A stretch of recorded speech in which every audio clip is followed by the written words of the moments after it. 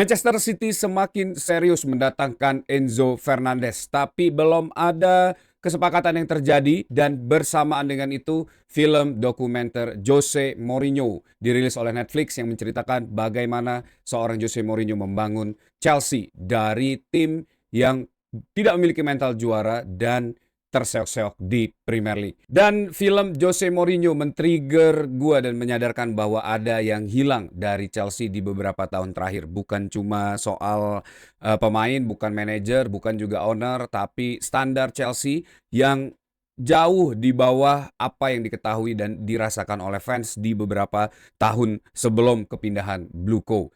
Di video kali ini gue akan membahas mengenai standar dan mentalitas Chelsea yang bukan hanya bisa kita saksikan di video Mourinho, tapi juga yang gua sense sedang terjadi di transfer window kali ini.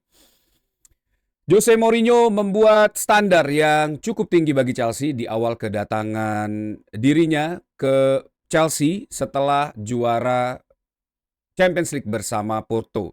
Hal ini digambarkan dengan sangat jelas di film dokumenter Netflix yang baru saja ditayangkan, hanya berisi 3 episode dan teman-teman bisa lihat bagaimana perjuangan Jose Mourinho mengangkat standar dari klub asal London yang baru dibeli oleh Abramovich pada saat itu. Mendatangkan pemain-pemain yang belum cukup dikenal dan memberikan mereka sebuah filosofi untuk bertarung dan membuat mereka sebagai pasukan berani mati bagi Jose Mourinho.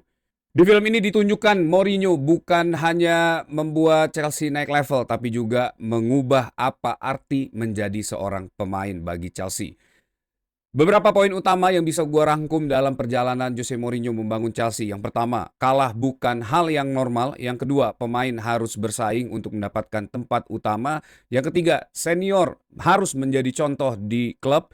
Dan yang keempat, klub harus lebih besar daripada ego para pemain. Dan yang kelima, fans ini punya hak untuk menuntut apa standar yang disepakati oleh klub dan juga para pemain. Nah, di dalam dokumenter tersebut, Jose Mourinho berusaha untuk membuat Chelsea menjadi pesaing dominasi dari Manchester United dan juga Arsenal. Selain perjalanan itu dan menggambarkan hasil yang dilakukan oleh Jose Mourinho dengan standar yang dia set, mentalitas yang dia set, akhirnya Chelsea bisa juara back to back untuk pertama kalinya ya, juara untuk pertama kalinya setelah 50 tahun dan juga menciptakan rekor kebobolan 15 gol yang tidak bisa di-break sampai saat ini. Selain itu, Jose Mourinho juga membuat para pemain, bahkan sang kapten Frank Lampard dan juga banyak pemain ini rela mati di lapangan untuk memenangkan pertandingan dan mengangkat nama Jose Mourinho dan juga Chelsea. Terutama bagi klub, ini merupakan hal terobosan yang belum pernah ada sebelumnya di Premier League, terutama dengan cara Jose Mourinho merespon segala hal yang terjadi di Premier League. Ini tentu mengingatkan kembali gua terutama ya bagaimana era-era Chelsea di masa kejayaannya dan juga standar apa yang dibentuk oleh Chelsea dan juga diinginkan oleh para fans ya sehingga Chelsea bisa sesukses seperti yang kita kenal. Standar itu mungkin saat ini jauh di bawah apa yang harus ditetapkan, tapi buat gua Chelsea boleh mengganti manajer, boleh mengganti pemain bahkan bisa saja berganti owner. Tapi untuk standar tersebut seperti yang sering gue bilang dalam video-video gue dan gue juga sempat membuat postingannya, tidak boleh hilang di Chelsea sedikit pun. Karena kalau standar itu hilang, maka identitas Chelsea juga akan menghilang. Dan itu yang kita rasakan di 4 musim belakangan ini. Menurut gue, apa yang ditunjukkan oleh Xabi Alonso di jendela transfer musim ini dan juga Chelsea ya, menggambarkan mereka mencoba untuk mengembalikan standar yang digambarkan oleh Netflix dalam film dokumenter Jose Mourinho di saat ini. Manifestasi standar yang paling jelas dan bisa kita saksikan adalah mengenai transfer Enzo Fernandez dari Chelsea.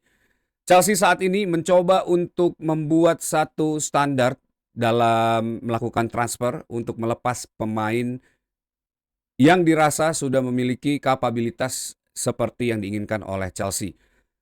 Kenapa transfer Enzo Fernandez ini harus dibalut dengan banyak drama ya, memberikan deadline hingga hari ini jam 5 sore waktu London atau sekitar jam 11 atau 12 waktu Jakarta, memberikan value atau valuasi yang jelas 120 juta pound sterling dan tidak ingin dinegosiasi sedikit pun. Padahal saat ini Manchester City sudah membawa penawaran sebesar 102 juta pound sterling ke meja Chelsea tapi langsung ditolak oleh Chelsea. Bahkan menurut Ben Jacobs ini Chelsea belum menerima tawaran ya untuk Enzo Fernandez hingga saat ini. Ini dilansir dari Ben Jacobs 7 jam yang lalu. Batas waktu hari Jumat pukul 5 masih berlaku, persyaratannya sudah jelas. Chelsea harus menerima tawaran tertulis sebesar 120 juta pound sterling bersih. Semua pihak yang berminat telah diberitahu, termasuk Manchester City. Jika tawaran yang tidak sesuai tidak diterima ya sebelum batas waktu tersebut, maka Enzo Fernandez akan tetap menjadi pemain Chelsea hingga musim panas 2027. Nah, ini tentu merupakan salah satu standar bagi Chelsea ya untuk melepas pemain andalannya dan pemain yang digadang-gadang menjadi penerus atau bisa menjadi salah satu legenda bagi Chelsea di masa depan. Walaupun apa yang dilakukan oleh Chelsea ini masih sedikit bertolak belakang dengan apa yang gua harapkan ya. Seharusnya Chelsea clear menolak, Enzo Fernandez clear ingin bertahan. Tapi di tengah-tengah keputusan tersebut masih ada abu-abu yang terjadi antara Enzo Fernandez juga. Apakah dia memang ingin bertahan atau ingin pergi dari Chelsea. Masih belum jelas. Tapi yang pasti banyak klub ya bahkan mencoba untuk merekrut Enzo Fernandez dan yang terakhir adalah Manchester City. Nah, menurut gue apa yang terjadi dengan Chelsea ini selain memberikan Enzo Fernandez pukulan telak ya, reality check yang harus dia terima bahwa sang pemain ini masih pemain Chelsea, dia menandatangani kontrak di Chelsea dan dia juga masih harus melihat respon dari pasar atau market mengenai valuasi dirinya ya. Dan ini tentu merupakan salah satu bentuk bagi Chelsea ya menurut gue pribadi sebagai reality check bagi Enzo Fernandez. Apakah ini pemain memang worth it untuk dibeli oleh pemain lain walaupun kabarnya Manchester City ini sangat getol untuk mengambil seorang Enzo Fernandez karena ada sosok Enzo Maresca di kubu Manchester City saat ini ya. Nah, ini bukan hanya menggambarkan bagaimana Chelsea melakukan transfer di bursa musim panas ini, tapi juga menunjukkan bahwa Chelsea tidak ingin kehilangan kontrol atas masa depan pemainnya. Tentu akhir cerita dari transfer ini akan menggambarkan seperti apa standar yang akan diset oleh Xabi Alonso dan juga Bluco bagi Chelsea ya. Menurut gue kalau misalnya memang Enzo Fernandez bisa dijual dan Chelsea memiliki pemain lain yang bisa meningkatkan standar bagi Chelsea baik secara mentality dan juga secara permainan, hal itu bisa aja akan dilakukan ya. Tapi kalau hanya menjual pemain ini karena ada rasa revenge atau kesel atau ingin dalam tanda kutip ngerjain pemain ini, itu cukup berbahaya bagi gue untuk masa depan klub ini. Pertanyaan terbesarnya adalah standar apa yang akan diset seandainya Enzo Fernandez benar-benar dijual oleh Chelsea ya. Dan ini akan kembali lagi mengingatkan kita seperti apa Chelsea di era Abramovich dan juga Mourinho. Nah, beberapa pemain yang juga tidak sesuai dengan standar Chelsea ini mulai dilepas. Yang pertama ada Badia Chile yang sudah resmi dilepas ke Napoli dengan status pinjaman ya. Saat ini Badia Chile berhasil dipinjamkan ke Napoli dan seluruh gaji akan di-cover oleh Napoli. Chelsea juga mendapatkan loan fee sebesar 2,6 juta pound sterling dan 1 juta pound sterling add-ons berdasarkan performa dari seorang Badia Chile ya. Selain itu juga ada kontrak mengenai option to buy dari Badia Chile seharga 27 juta pound sterling. Nah, ini merupakan bentuk juga yang ditunjukkan oleh Xabi Alonso ya mengenai standar pemain Chelsea di era saat ini. Seiring dengan kepergian Badia Chile, Wesley Fofana ini juga akhirnya mengeluarkan statement mengenai dirinya berada di Chelsea setelah 4 tahun ya. Ini pemain yang sebenarnya cukup menjanjikan, datang dengan transfer fee yang cukup mahal dan ini juga yang menurut gue menarik ya karena sepanjang kedatangan Wesley Fofana ke Chelsea ini kita belum pernah melihat penampilan pemain ini secara prime satu musim ya. Kita tahu bahwa Wesley Fofana memang memiliki kemampuan dan ceiling yang cukup tinggi untuk seorang pemain, tapi sayangnya cedera selalu mengganggu perkembangan dirinya di Chelsea. Dan yang unik dalam wawancara Wesley Fofana ya yang sudah keluar dilansir oleh berbagai source di media sosial ya, ini Wesley Fofana menyatakan bahwa dia boleh saja menjadi kambing hitam dari kekalahan dan juga fase berantakannya Chelsea di musim ini ya. Tapi yang pasti dia ingin menang, katanya dia ingin mencoba untuk melakukan hal terbaik bagi Chelsea, tapi sayang memang situasi yang masih banyak menghambat dirinya untuk memberikan hal tersebut ya. Apakah Fofana dengan wawancara ini ya sedang mencoba untuk membuktikan bahwa dia masih layak menjadi bagian dari Chelsea? Coba kita bedah dulu seperti apa interview yang dilakukan atau jawaban dari Wesley Fofana. Ini gue coba rekap dulu ya. Menurut dia 4 tahun lalu ketika saya datang ke Chelsea semuanya terasa sulit untuk dipahami. Sekarang saya sudah mengerti semuanya, saya tahu tekanan di klub ini, saya tahu ekspektasinya dan saya tahu apa yang harus saya lakukan. Mungkin orang-orang melihat saya dari cedera, dari kesalahan, atau dari pertandingan ketika saya tidak bermain. Tapi saya tahu siapa diri saya, klub tahu mentalitas saya, rekan-rekan saya juga tahu. Nah itu yang dikatakan oleh Wesley Fofana di interviewnya ya. Kita sendiri sebagai fans juga cukup sebel sebenarnya dengan pemain ini karena kerap kali melakukan blunder, mendapatkan kartu merah ya, dan terlihat seperti menganggap remeh dalam setiap pertandingan ya. Ada rasa frustasi dari fans yang ingin melihat sebenarnya Wesley Fofana ini jauh lebih baik dibandingkan apa yang dia tunjukkan selama ini ya. Dan hal yang cukup mengubah gue mengenai sudut pandang dari Wesley Fofana adalah kekalahan di semifinal FA Cup, di mana saat itu Chelsea kalah melawan Arsenal dan akhirnya Wesley Fofana menangis ya. Untuk pertama kalinya gue melihat dia sebegitu menunjukkan rasa cintanya terhadap klub ini ya dengan memberikan kemampuan terbaiknya saat itu, tapi masih tidak mampu dan akhirnya dia sedih ya dengan apa yang terjadi. Nah selain karena masalah cedera Wesley Fofana tidak mampunya dia untuk naik ke level permainan yang kita inginkan ya, ini yang membuat gue sebenarnya cukup frustasi dengan apa yang diperlihatkan oleh Wesley Fofana. Tapi di akhir ini dia juga sempat bilang ya bahwa sekarang saya hanya ingin tetap fit, bermain, membantu tim menang dan membuktikan bahwa saya masih bisa menjadi bagian penting dari Chelsea.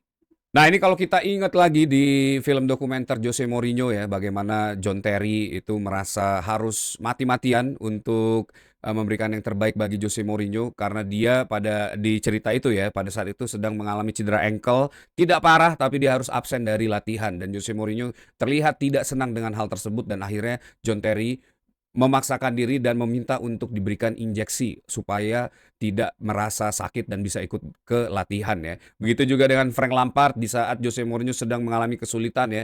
Dia menyalahkan diri sendiri karena menurut dia itu adalah kesalahannya sehingga Jose Mourinho akhirnya dipecat oleh Abramovich. Begitu juga dengan pemain-pemain lain seperti Peter Cech ya di mana dia pada saat Chelsea kalah itu merasa benar-benar sebagai pemain yang gagal, sebagai pemain yang tidak mampu memberikan kontribusi. Begitu juga dengan Didier Drogba ya, yang merasa dirinya itu dibentuk oleh Jose Mourinho dan akhirnya dia keep the standard dan tetap memainkan permainan terbaiknya. Nah hal ini yang gue lihat kelihatannya muncul dari seorang Wesley Fofana dan semoga aja ini tren positif dan juga mentalitas positif yang keluar akibat datangnya seorang Xabi Alonso di Chelsea ya. Nah, pemain-pemain yang berusaha dan memperlihatkan kesungguhannya ya, ini harusnya bisa dipertahankan oleh Chelsea, bisa di-maintain ya, dan semoga aja Wesley Fofana di musim ini bisa tetap fit dan bisa memberikan yang terbaik bagi Chelsea. Dan dia juga harus ingat bahwa interview ini akan tercatat ya, akan punya histori dan merupakan kontrak mati bagi seorang Wesley Fofana untuk bisa mengeluarkan kemampuan terbaiknya di Chelsea. Fofana mungkin ya tidak banyak ruang bicara sebelum-sebelumnya, tapi entah kenapa dengan kedatangan Xabi Alonso dan situasi yang pelan-pelan ini mulai terlihat lebih kondusif dan juga chemistry yang lebih terbentuk ya. Ini para pemain mulai mengeluarkan eh, apa ya rasa mereka atau gambaran mengenai diri mereka sendiri ya terhadap Chelsea dan pelan-pelan fans juga kelihatannya mulai bisa memahami seperti apa para pemain ini ya. Dan menurut gua tetap aja standar tetap harus dijadikan priority ya. Kalau misalnya memang Wesley Fofana ini tidak bisa fit dan tidak mampu bermain full dan mengeluarkan kemampuan terbaiknya, gue rasa standar Chelsea tidak akan menunggu seorang Wesley Fofana. Harus dicari solusinya dan harus mendapatkan pemain yang benar-benar sesuai dengan standar Chelsea. Nah ngomong-ngomong soal standar Chelsea, Nicholas Jackson juga saat ini menyatakan ingin bertahan ya. Ini dilansir dari multiple source. Nicholas Jackson yang setelah melakukan pre-season-nya ini ya, berusaha untuk memberikan kontribusi terbaik bagi skuad Xabi Alonso. Nah, ini dilansir dari multiple source ya, Nicholas Jackson terbuka untuk bertahan di Chelsea dan memperjuangkan tempatnya di bawah Xabi Alonso. Dia memang waspada dengan ketertarikan dari Aston Villa dan klub-klub lain di luar Inggris, tetapi dia ingin tetap bertahan di Chelsea. Jackson menikmati bekerja sama dengan Alonso selama tur di Asia dan akan mengambil kesempatan jika diberikan peran di tim untuk musim ini. Nah itu ya, jadi ya menurut gue apa yang ditunjukkan oleh Nicholas Jackson ini patut kita apresiasi. Bukan cuma sekali ini aja, di beberapa musim kemarin kita lihat memang Nicholas Jackson merupakan salah satu pemain yang resilience ya dan juga selalu ingin memberikan yang terbaik. Tapi memang kelihatannya seorang pelatih Chelsea sebelum-sebelumnya ya ini tidak mampu memberikan atau memaksimalkan fungsi dari Nicholas Jackson. Nah, semoga di era Xabi Alonso ini Nicholas Jackson bisa ditempatkan di tempat yang bisa memberikan dia fungsi utama bagi Chelsea. Dan menurut gue fungsi utama Nicholas Jackson bukan menciptakan gol ya, tapi Nicholas Jackson lebih berfungsi untuk membuka ruang. Yang paling penting adalah tingkat disiplin yang harus ditingkatkan oleh Nicholas Jackson karena itu juga merupakan salah satu standar dari Chelsea yang harus bisa dia meet the kriteria ya. Karena kalau enggak ini dia akan tetap melakukan hal-hal konyol yang akhirnya merugikan bagi Chelsea. Dan itu juga kembali ya, Xabi Alonso menurut gue bisa dan harus memberi kesempatan bagi Nicholas Jackson di musim ini untuk membuktikan diri. Tapi kalau di musim ini dia tidak mampu menyesuaikan ya sampai ke standar yang diinginkan oleh Chelsea dan juga Xabi Alonso, balik lagi menurut gue standar Chelsea tidak bisa menunggu dan Nicholas Jackson harus keluar dari klub ini dan Chelsea harus mencari atau membuat pemain lain yang bisa menyesuaikan dengan standar Chelsea. Karena dengan adanya Nicholas Jackson, tentu dimensi serangan dari Chelsea akan semakin beragam ya. Sudah ada Joe Pedro, Danny Welbeck, dan juga Nicholas Jackson. Nicholas Jackson menurut gue merupakan salah satunya striker yang berada levelnya toe-to-toe dengan Joe Pedro ya. Mungkin di bawah sedikit dari Joe Pedro, tapi impact yang diberikan oleh Nicholas Jackson ini jauh lebih jelas daripada Liam Delap dan striker-striker lainnya. Menurut gue Liam Delap ini kalau harus menjual Nicholas Jackson atau Liam Delap, tentu yang pertama kali akan gue jual adalah Liam Delap ya. Karena dengan 3 striker ini Chelsea bisa memiliki variasi serangan yang jauh lebih mematikan dan juga jauh lebih baik dibandingkan dengan apa yang dilakukan oleh Chelsea sebelumnya ya. Dan kembali lagi standar ya, bukan berarti semua pemain harus bisa bermain dan memberikan atau memiliki fungsi yang sama ya, tapi setiap pemain menurut gua harus tahu bagaimana cara membantu Chelsea untuk menang dengan kemampuan terbaik mereka masing-masing. Oleh Chelsea di transfer window kali ini bukan cuma soal siapa pemain yang masuk dan siapa pemain yang keluar ya. Saat ini Chelsea sedang memberikan atau meriset lagi dan memberikan batas tertinggi bagi standar baru yang akan disepakati oleh Chelsea ya. Mourinho mungkin membuat Chelsea mengerti bagaimana rasanya menjadi tim yang ditakuti. Sekarang adalah tugas Xabi Alonso untuk bukan meniru Mourinho ya, tapi membuat generasi baru Chelsea ini memiliki rasa lapar yang sama. Dan kalau itu berhasil, mungkin Chelsea nggak perlu melakukan apa yang dilakukan oleh Chelsea di musim 2004 ya. Tapi Chelsea saat ini hanya bisa menjadi Chelsea yang memiliki standar yang lebih tinggi lagi dibandingkan sebelumnya. Karena hal yang paling penting, tidak mungkin ya membuat skuad ini mencapai sesuatu yang baik dan extraordinary seandainya standar yang ditetapkan di internal sendiri tidak sesuai dengan apa yang diinginkan oleh para fans. Nah, kalau menurut kalian semua, apa standar yang paling hilang dari Chelsea dalam beberapa tahun terakhir? Coba tulis pendapat kalian di kolom komen di bawah. That's it video for today. Dan buat kalian yang mau membeli jersey klasik dengan kualitas modern, jangan lupa ke jerseymegastore.id. Kalian bisa klik all product dan check out menggunakan kode JMSTRIP10 untuk mendapatkan diskon 10%. Jadi tunggu apa lagi? Langsung aja ke jerseymegastore.id, pilih all product dan check out menggunakan kode JMSTRIP10 untuk mendapatkan diskon 10%. Terima kasih untuk kalian semua yang sudah menonton. Like kalau kalian suka channel ini dan juga videonya ya. Share juga boleh dan subscribe bagi kalian yang belum subscribe, nyalain loncengnya, bantu gue buat sampai ke 20.000 subscriber. Dan kalian juga bisa bantu gue dengan memberi hype di video ini supaya makin banyak True Blue yang bergabung di channel ini. Terima kasih untuk yang sudah menyaksikan video ini sampai akhir. Tetap dukung Chelsea. Want to always be blue up the Chelsea.